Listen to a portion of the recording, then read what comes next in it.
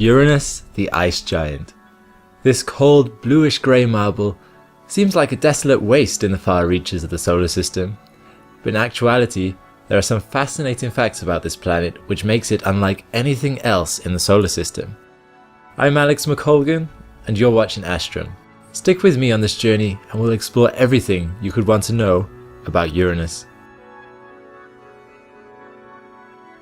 The first unique aspect of Uranus is its name. All the planets are named after Roman gods, except for Uranus. It's named after the Greek god of the sky, Uranus. A Latinized version of this word is what we use today, Uranus.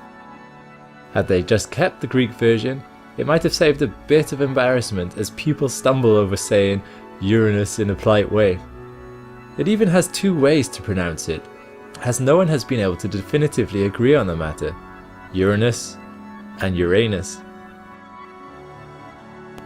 Uranus is also very special in the way that it rotates and orbits. It is the 7th planet from the Sun, the 2nd from last planet. It orbits on average around 19.2 astronomical units from the Sun, which means it is over 19 times further away from the Sun than our Earth. This varies throughout the year by about 1.8 astronomical units, the biggest difference of any planet. Being this far away from the Sun means it is freezing cold, as in at the upper atmosphere, minus 220 degrees cold, the coldest planet in the solar system. Its year lasts 84 Earth years. When it was first observed, astronomers predicted its orbit. After some time though, they realized it hadn't really been following their predictions, and concluded the reason was because there was another planet that had a gravitational influence on it. They predicted where this planet should be, and as a result, Neptune was discovered.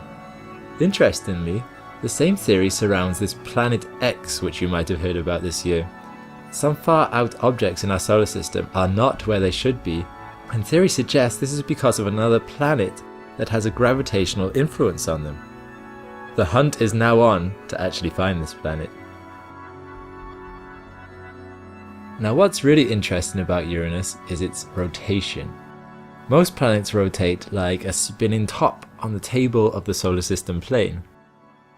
Not Uranus. No, Uranus has fallen over and is rolling instead for most of its year. You see, its axial tilt is 97 degrees. This means its seasons are crazy in comparison to the rest of the planets.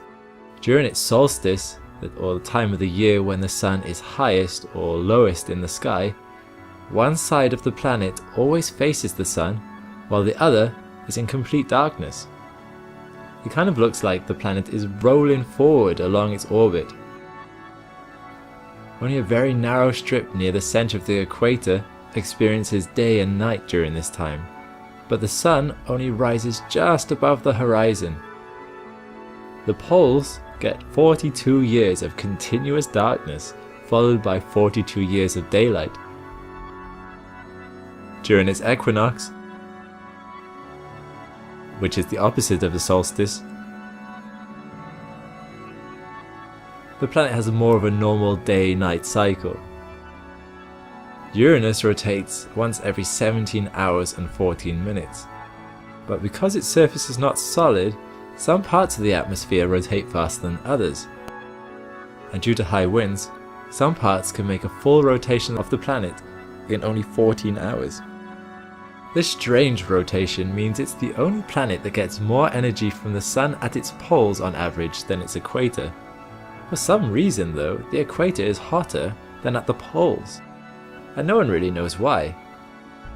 Speculation also exists as to why Uranus rotates the way it does in the first place, although it is generally accepted that a large Earth-sized planet crashed into Uranus, knocking its rotation on its side. So how big actually is Uranus? Well, it is the least massive of the gas giants, at 14.5 Earths compared to Neptune's 17 Earth masses. Its diameter though is just bigger than Neptune's at 50,700 kilometers, about 4 times more than Earth's.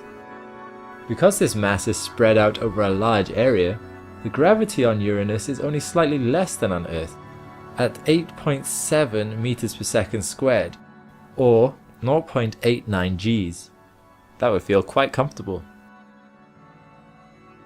And what is it made of? Well, it has a rocky silicate material smaller than Earth at the core, which is surrounded by a mantle of water, ammonia and methane ices. Although it's referred to as ices, this mantle is in fact very hot, reaching almost 5,000 degrees centigrade, and is more like a liquid ocean surrounding the core. The atmosphere is, in comparison, very insubstantial, only consisting of a total of 0.5 Earth masses, most of the mass of Uranus being in the core and in the mantle. The atmosphere is comprised of mostly helium, hydrogen and 2.3% methane, and then a cloud layer on top. It's this methane that gives Uranus its aquamarine or cyan colour. Very interestingly, some models suggest that the pressure at the base of the mantle on Uranus is enough to break apart the methane molecules, which then compresses the carbon atoms from the methane into diamonds. These diamonds rain through the mantle like hailstones. Unbelievably, the very base of the mantle could be a layer of liquid diamond with solid diamond bergs floating in it. To me, that's a bit difficult to wrap my head around. We'll fly away from the planet just a little bit now to have a look at its planetary ring system. Uranus, much like the other large planets in our solar system, has rings. It has 13 very dark and young rings. Most of them not wider than a few kilometers, and they are thought to only be 600 million years old, much younger than Uranus.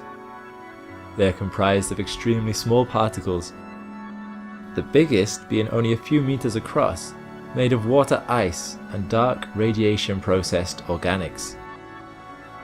Their albedo doesn't exceed 2%, or in other words, darker than wet soil. As we'll see shortly, Uranus has a lot of moons, and the rings are thought to be the result of high impact collisions of some moons in the past. It is unclear why some of the rings are kept so narrow, the usual explanation being that rings are kept in line by shepherd moons, but this is only the case for one of the rings. Uranus was discovered to have rings in 1977, when an occultation of a star occurred.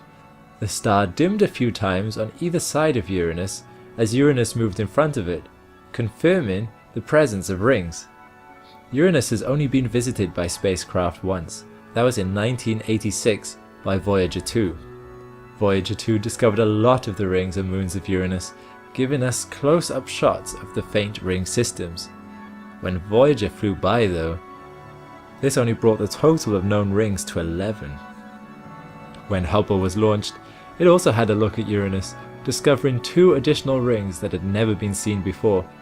The outermost ring is twice as far away from Uranus as the previously thought outermost ring. And as promised, here is a look at the many moons. Unusually, the moons are named after figures in English literature. Overall, Uranus has 27 known moons divided into 3 categories: the 13 inner moons, the 5 major moons, and the 9 irregular moons. The inner moons are connected with the rings of Uranus, some of which may have provided the ring materials. The largest of these moons is called Puck, at only 162 kilometers in diameter. It is the only of the inner moons to be captured in detail by Voyager 2. Interestingly, these inner moons constantly perturb each other, and the system seems very unstable. There's a good chance some of them may collide again in the future. The 5 biggest moons, in order of distance from Uranus starting on the left, are Miranda, Ariel, Umbriel, Titania and Oberon. Titania is the largest moon of Uranus and the 8th largest moon in the solar system at 1,600 kilometers in diameter. Again, as can be seen, these are very dark objects, Umbriel being the darkest. With the exception of Miranda, which is comprised mainly of water ice, The rest are thought to be a mix of water and rocky materials. These moons may have differentiated interiors, meaning a core of rocky material with a mantle of ice. Between the core and the mantle could well be an ocean of liquid water. Interestingly, the axial tilt of the large moons is the same as Uranus, meaning that during solstice, if you were to look at the sun, it would only ever move in a circle in the sky, never setting. During solstice, only one side of the moon faces the sun, meaning constant daytime. The final 9 moons are irregular moons. They are likely to be captured objects and are much further out than the last of the big moons, Oberon. They vary in size from 20 kilometers to the biggest, Sycorax, which is 200 kilometers in diameter. Finally, let's explore Uranus's climate and magnetosphere. Uranus's seasons are quite unique in the solar system due to its exceptional axial tilt. We only have data for about 1 Uranian year though, which means it's difficult to be able to say with certainty differences between the years. What has been observed is that as the planet approaches solstice, the pole brightens and a collar forms. Moving away from solstice, the pole and the collars dim. This brightness is thought to be because of the thickening of methane clouds, although the cause is not clear. Seasons also affect storms in the upper atmosphere. Storms are relatively rare on Uranus compared to the other gas giants, but are thought to be caused by changes in the seasons. And another unique feature of Uranus is its unusual magnetosphere. Usually magnetospheres originate from the geometric center of the planet, but that's not the case with the Uranus. Also, it's not in line with the rotational axis, but 59 degrees off. This unusual placement means the magnetosphere is much stronger at the North Pole than at the South. One theory for this is the liquid diamond ocean could deflect the magnetosphere, or even that it is not the core of the planet that produces the magnetosphere in the first place, but rather its water mantle. The magnetosphere is about as strong as Earth's, and because of its unusual rotation, the magnetotail corkscrews off for millions of kilometers into space.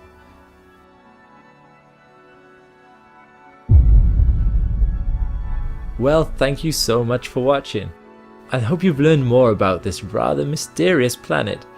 I was dreading making this video a bit because I was wondering what I could actually talk about. Having done the research though, I found it one of the most interesting planets I've actually covered so far. If you want to support what I'm doing here, then I have social media links that you can follow, and I've also started a Patreon page if you wanted to donate to the videos I'm making.